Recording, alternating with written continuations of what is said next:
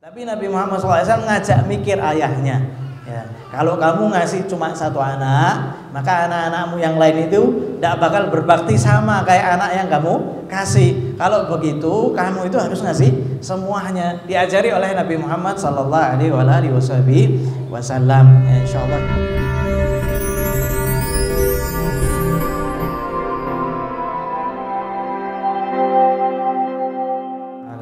Alhamdulillah, kita lanjutkan kembali daripada pembacaan kitab Muhammad Al-Insanul Kamil karya Buya Sayyid Muhammad bin Alwi Al-Maliki.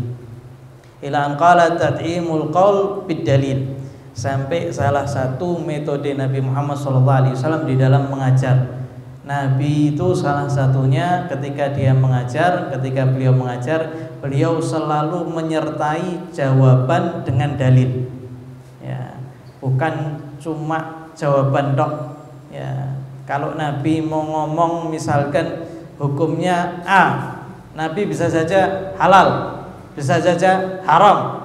Tapi Nabi Muhammad SAW ngasih penjelasan, ngasih permisalan sehingga orang yang mendengar itu dia faham betul apa yang dijawab oleh Nabi Muhammad SAW, faham betul permasalahan. Kalau seandainya Nabi Muhammad SAW mengatakan Allah yang menghendaki ini saya sudah cukup. Ya. Satu orang tanya hukum sama Nabi Muhammad SAW, dijawab sama Nabi. Kemudian tanya, kenapa kok seperti ini? Ya. Nabi cukup jawab apa? Allah yang menghukumkan seperti ini. Selesai jawaban. Tapi pertanyaan yang timbul di orang yang bertanya itu tidak hilang, masih bertanya-tanya, kenapa kok Allah melakukan seperti ini? Sehingga salah satu metode Nabi Muhammad SAW, setiap beliau menjawab pasti dibarengi dengan dalil atau ada permisalan daripada Nabi Muhammad SAW. Wa min manhaji sallallahu alaihi wasallam fi tarbiyah wa ta'lim annahu kana yu'ayyidu qawlahu fi ta'limi bid dalil wa ta'lil ala suratil qiyas wa tadhir. Nabi Muhammad SAW biasanya selalu mendukung ucapan beliau itu dengan dalil dan dengan analisa, dengan penjelasan yang detail. Ya, bahkan terkadang Nabi Muhammad SAW ngasih permisalan yang serupa dalam satu permasalahan.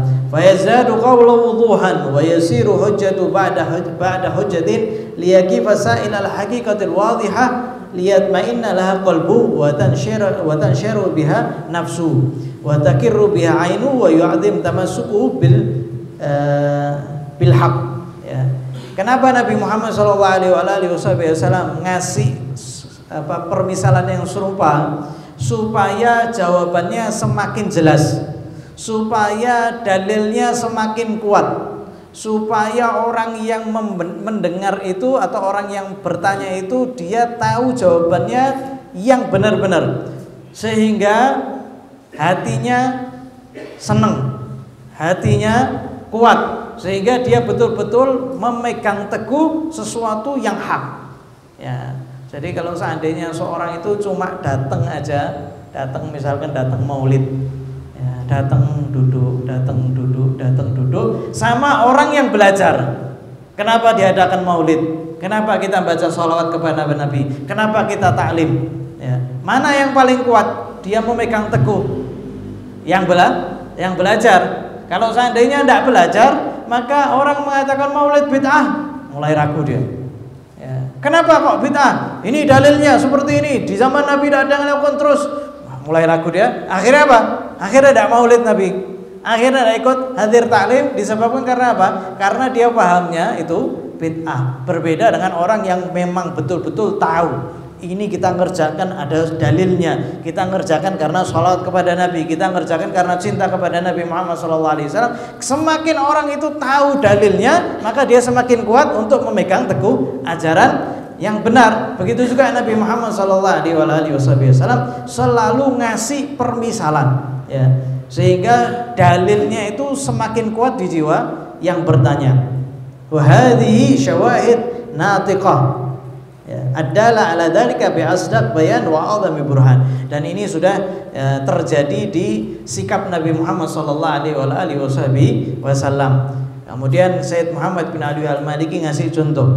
Wa min dzalika qaulu sallallahu alaihi wasallam wa fi bud'i ahadikum shadaqah. Qalu ya Rasulullah ayati ahaduna syahwatahu wa yakunu lahu fiha ajrun? Qala araitum law wada'aha fil harami akana 'alaihi fiha wizrun fakadzalika idza wada'aha fil halali kana lahu ajrun. Nabi Muhammad sallallahu alaihi wasallam beliau mengatakan sesungguhnya wa fi bud'i ahadikum shadaqah. Dan ketika kalian, kata Nabi Muhammad SAW, itu berhubungan badan dengan istri kalian, maka kalian mendapat pahala. Para sahabat itu heran.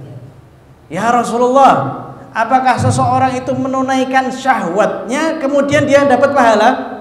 Ya, saya ini sedang menunaikan syahwat saya, kok berpahala? Ya, para sahabat ini heran. Ya, Nabi itu mungkin saja menjawab, wis Allah itu menghendaki seperti itu. Ya. Bisa kan Nabi Muhammad SAW ngomong seperti itu? Bisa saja. Tapi Nabi Muhammad SAW ngasih permisalan. Ya, beliau menjawab, ara'aitum, coba kamu pikirkan, kata Nabi Muhammad SAW. Lau wadha'a fi haram, kalau seandainya dia meletakkan syahwatnya di sesuatu yang haram.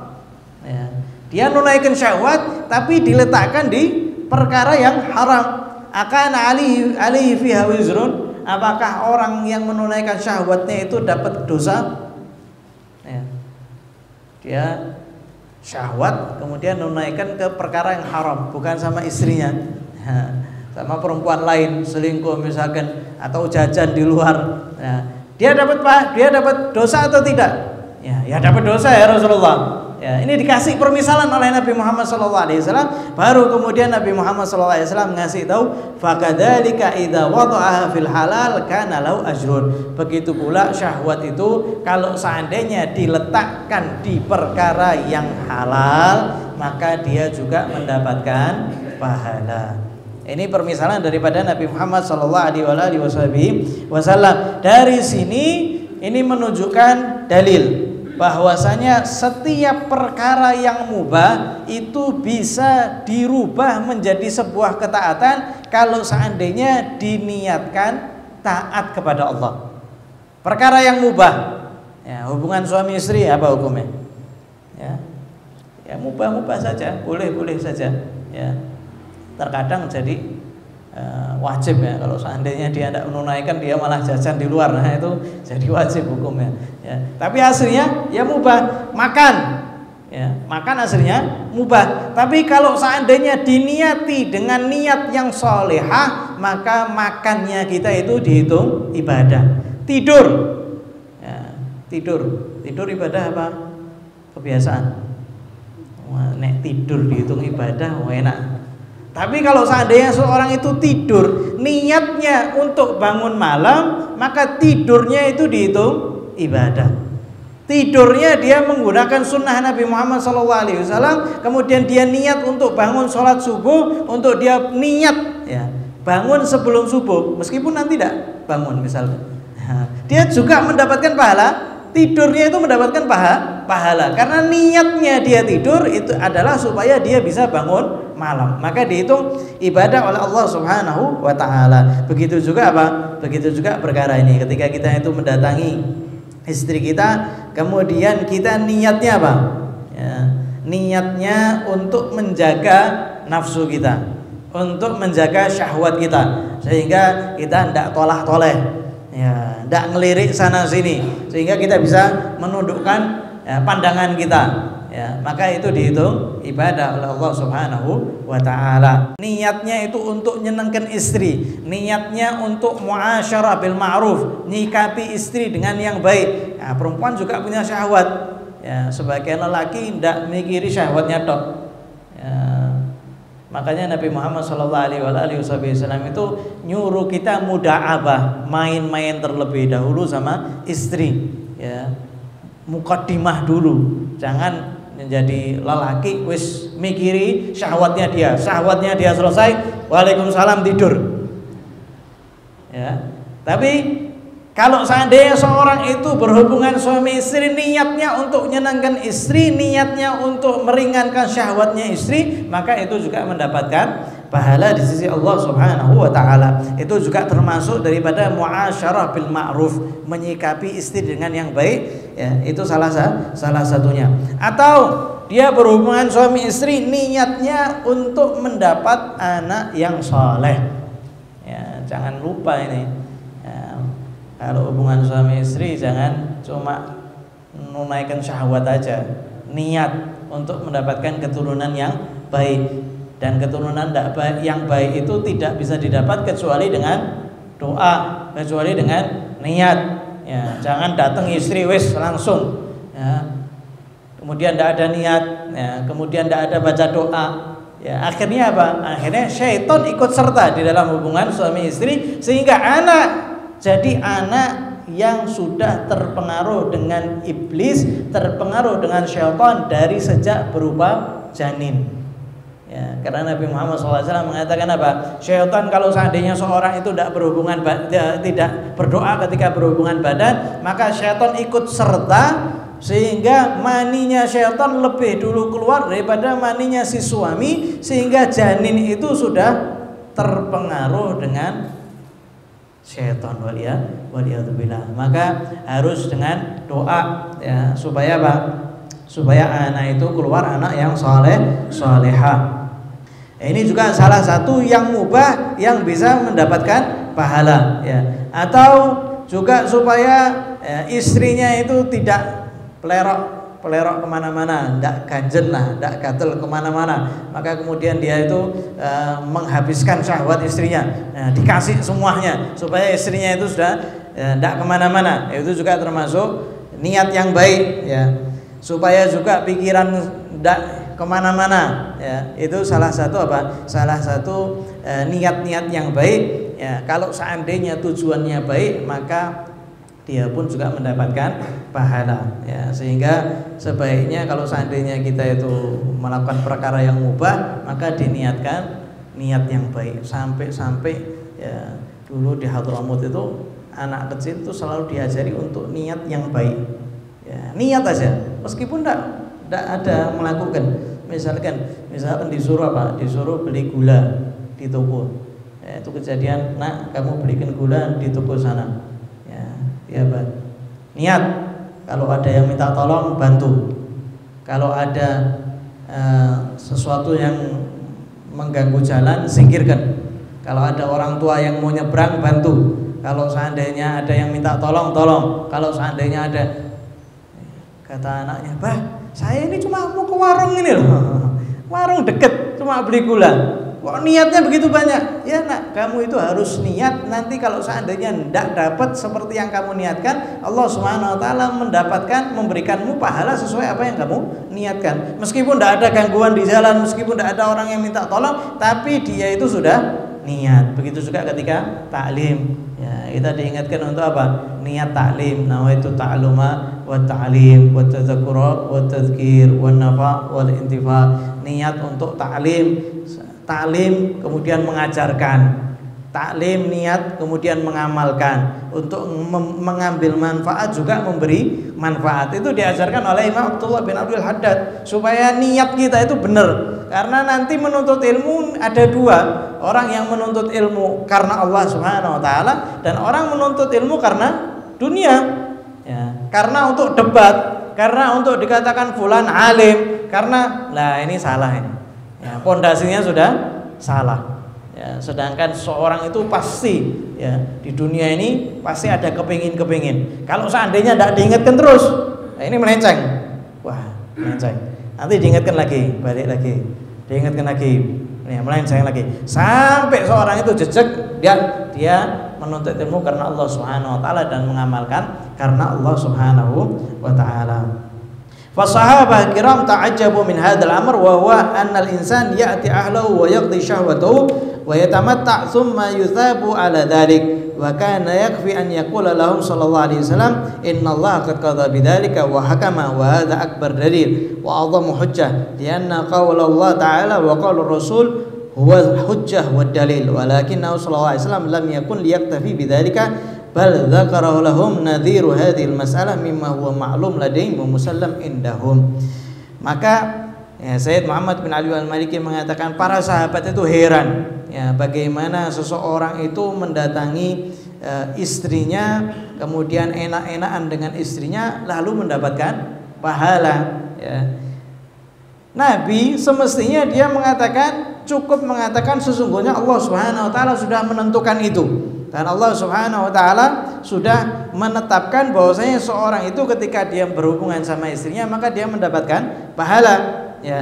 Dan ucapannya Allah Subhanahu wa taala itu di hadapan para sahabat itu sebagai dalil yang paling kuat. Tapi Nabi Muhammad SAW metodenya ketika dia mengajar, ketika beliau mengajar bukan seperti itu ya. Nabi Muhammad SAW ingin menjelaskan, maka Nabi Muhammad SAW ngasih permisalan yang serupa dengan permasalahan itu ya, yang kemudian mereka itu bakal apa? Bakal mengatakan, oh iya ya, kalau seandainya diletakkan di haram dapat dosa. Begitu juga serupa diletakkan di yang halal, dia juga mendapatkan pahala. Wa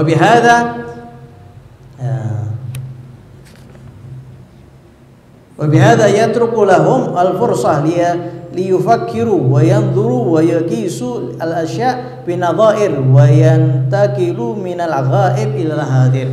Dengan cara seperti ini maka para sahabat itu sama Nabi Muhammad SAW seperti dikasih kesempatan untuk berpikir ya, ketika ada masalah maka berpikir yang permisalan. Makanya di fikih itu ada kias ya, permisalan dikiaskan ya, sehingga kemudian para sahabat ini bisa berpikir, kemudian dia bisa untuk mengambil manfaat daripada permasalahan-permasalahan yang lain. Faqala lahum ara'aytum law wada'aha fi haram akana 'alaihi fiha wizrun fakadzalika idza wada'aha fil halal kana lahu ajrun. Maka Nabi Muhammad SAW ya ngasih pikiran ya, ngasih cara berpikir. Kalau diletakkan dia haram bagaimana? Bakal haram. Begitu juga kalau seandainya diletakkan di halal maka juga mendapatkan pahala. Ini yang di metode Nabi Muhammad SAW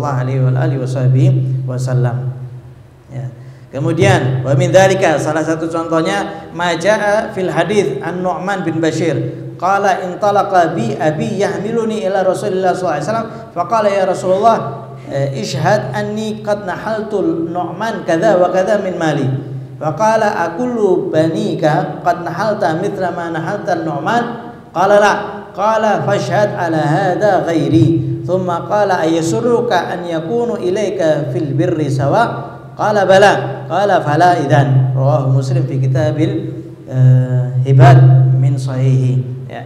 Diriwayatkan Nu'man bin Bashir. Nu'man bin Bashir ini beliau itu punya satu anak yang sangat dia cintai ya. Jadi dia punya anak banyak. Di antara anak-anaknya itu ada satu yang paling dicintai. Maka kemudian ya, beliau ya, membawa anaknya ke hadapan Nabi Muhammad SAW ya. Kemudian ayahnya Nu'man bin Bashir mengatakan, ya Rasulullah, kamu jadi saksi ya, saya mau beri hadiah ini kepada Nu'man. Maka Nabi Muhammad SAW tanya, apakah anak-anakmu yang lain juga kamu berikan pemberian yang sama? Maka ayah mengatakan, enggak ya Rasulullah, cuma ini yang tak kasih, yang lain tidak tak kasih ya. Maka kata Nabi Muhammad SAW, kalau begitu saya tidak mau jadi saksi ya, kamu cari saksi yang lain, jangan saya ya. Kemudian Nabi Muhammad SAW ngasih ya, kenapa atau ngasih alasan kenapa Nabi Muhammad SAW tidak mau jadi saksi. Beliau mengatakan, ayasurruka an yakunu ilaika fil birri sawa ya. Nabi Muhammad SAW mengatakan, kamu mau ndak? Apakah kamu itu tidak senang kalau seandainya nanti semua daripada anak-anakmu itu semuanya berbakti kepadamu dengan taraf yang sama? Kamu senang enggak kalau seandainya semua anak-anakmu berbakti sama kamu dengan level yang sama? Ya. Maka ya senang ya Rasulullah. Ya. Begitu juga kalau seandainya kamu ngasih anak ini lebih banyak, anak ini tidak dikasih, akhirnya terjadi apa? Kecemburuan. Akhirnya yang sering dikasih malah lebih berbakti, yang lainnya ndak berbakti. Makanya Nabi Muhammad SAW ngasih tahu, ayasurruka, bukankah kamu itu bakal senang kalau seandainya mereka semuanya berbakti kepada kamu? Ya. Qala bala, maka ayahnya mengatakan benar ya Rasulullah. Qala fala idan, kalau begitu jangan kamu cuma kasih Nu'man saja. Kalau mau ngasih semuanya, sehingga ini termasuk sunnah ya, ngasih pemberian itu kepada anak semuanya. Jadi kalau misalkan kita dari luar kota itu disunnahkan untuk ngasih hadiah ya, kepada anak itu sunnah ngasih hadiah meskipun cuma sedikit, mampir ke minimarket, mampir ke toko belikan coklat ya. Kalau mau kasih semuanya ya, kecuali kalau misalkan hajatnya berbeda, misalkan anak ini sudah lebih besar, keperluannya itu tentu lebih banyak, itu tidak ada masalah. Tapi kalau misalkan pemberian, maka itu harus harus setara ya. Anaknya ya waktu itu dibelikan sepeda, anak kedua ya dibelikan sepeda, anak ketiga ya dibelikan sepeda. Ada salah satu habaib yang seperti itu, dia punya anak 4 semuanya perempuan. Anak pertama nikah, wah disiapkan emas, dikasihkan semuanya, dikasih yang enak-enak. Anak pertama semuanya enak ya, sudah nikah selesai. Anak kedua perempuan juga, disiapkan emas-emasannya, dibelikan emas-emasnya, disiapkan kamarnya, disiapkan semuanya, harus sama anak pertama ya. Anak ketiga begitu juga, disiapkan semuanya, sampai anak terakhir, anak keempat. Anak keempat ini ketika itu beliau ini ngutang ya, ngambil emas, ngambil ini, pokoknya mau disiapkan ya, disiapkan seperti anak pertama, karena tidak mau membuat kecemburuan antar anak. Ini yang diajarkan oleh Nabi Muhammad sallallahu alaihi wasallam ya. Kalau seandainya Nabi Muhammad sallallahu alaihi wasallam mengatakan apa? Kamu tidak boleh ngasih anakmu cuma 1 tok, maka cukup itu sudah ya. Maka ayahnya mengatakan, saya tidak jadi ngasih kamu wahai Nu'man. Tidak boleh sama Nabi Muhammad SAW. Tapi Nabi Muhammad SAW ngajak mikir ayahnya ya. Kalau kamu ngasih cuma 1 anak, maka anak-anakmu yang lain itu tidak bakal berbakti sama kayak anak yang kamu kasih. Kalau begitu kamu itu harus ngasih semuanya, diajari oleh Nabi Muhammad sallallahu alaihi wasallam. Insyaallah kita lanjutkan di kesempatan berikutnya tentang metode Nabi Muhammad sallallahu alaihi wasallam.